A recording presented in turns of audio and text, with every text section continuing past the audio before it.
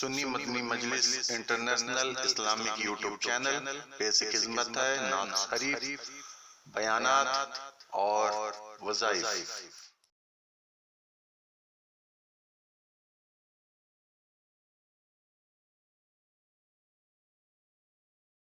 اللہ والا تھا، کہیں جا رہا تھا، جاتے جاتے اسے نیند کا غلبہ آنے لگا۔ ٹھنڈی ٹھنڈی ہوا چل رہی تھی۔ یہ اللہ والا اسی درخت کے نیچے تھوڑی دیر کے لیے سو گیا۔ آنکھ لگی، نیند آئی۔ خواب میں اسی درخت نے اللہ والے سے مخاطب ہو کر کہا کہ بابا جی اگر آپ بھی میرے جیسے ہو جاتے تو کیا ہی بات ہوتی۔ خواب کی دنیا میں اس بزرگ نے اس درخت کو کہا کہ میں تیرے جیسا بن بھی جاؤں، پہلے تو اپنی خوبی تو بتا کہ تیرے اندر خوبی کیا ہے۔ اس درخت نے کہا اے اللہ کے نیک بندے، میرے اندر خوبی یہ ہے کہ اگر کوئی مجھے پتھر بھی مارے تو میں اسے پھل دیتا ہوں، جو بھی مجھے پتھر مارے میں اسے بدلے میں پھل دیتا ہوں، اس لیے میں چاہتا ہوں تو بھی میرے جیسا ہو جا تاکہ تو بھی مخلوق خدا کو فائدہ دے سکے۔ اس اللہ والے نے حیرانگی کے عالم میں پوچھا اے درخت اگر تو اتنا ہی اچھا ہے تو پھر مجھے بتا کہ میرے اللہ نے تجھے آگ کی غذا کیوں بنا دی ہے؟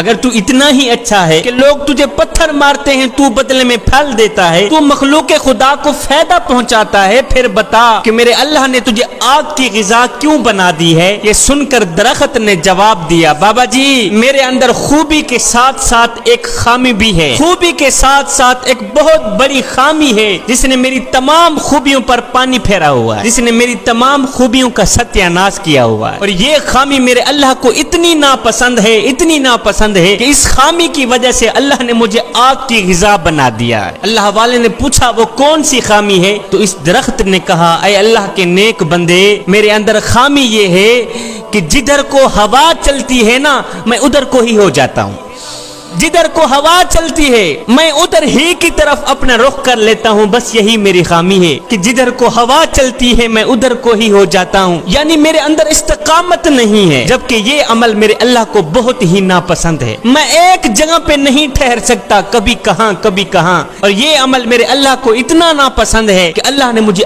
آگ کی غذا بنا ڈالا ہے۔ آج ہماری صورتحال بھی اس درخت سے ملتی جلتی ہے، ہم بھی کچھ ایسا ہی کر رہے ہیں کہ جدھر کو ہوا چلتی ہے ہم ادھر ہی کو ہو جاتے ہیں۔ ہم نام لیتے ہیں حسین کا، نقل کرتے ہیں یزید کی، ہم مرنا مدینے میں چاہتے ہیں مگر انجوائے کافروں کے ملک میں کر رہے ہوتے ہیں۔ اگر ہمارے اوپر کوئی بھی شخص 10 منٹ لگا دیں تو ہم اسی کے ہو جاتے ہیں، مسجد میں نماز پڑھنے کے لیے بھی چلے جاتے ہیں، پھر کسی کے کہنے پر کنجر خانے میں بھی جانے کے لیے تیار ہو جاتے ہیں۔ ہمارا تن تو مسجد میں ہوتا ہے لیکن من یاروں کے پاس ہوتا ہے، ہم کھڑے نماز میں ہوتے ہیں، کھڑے قیام میں ہوتے ہیں، کھڑے رکوع میں ہوتے ہیں، مگر ہماری یادیں دوستوں کے پاس ہوتی ہیں، ہمارا سر سجدے میں ہوتا ہے، سوچ کاروبار کی طرف ہوتی ہیں۔ جوانو خدا کے لیے نماز میں بھی خالص بن جاؤ، رب کے عشق میں بھی خالص بن جاؤ، محبت اور پیار میں بھی خالص بن جاؤ۔ جدھر کو ہوا چلے ادھر کو ہو جانا حضرت انسان کو شیوا نہیں دیتا۔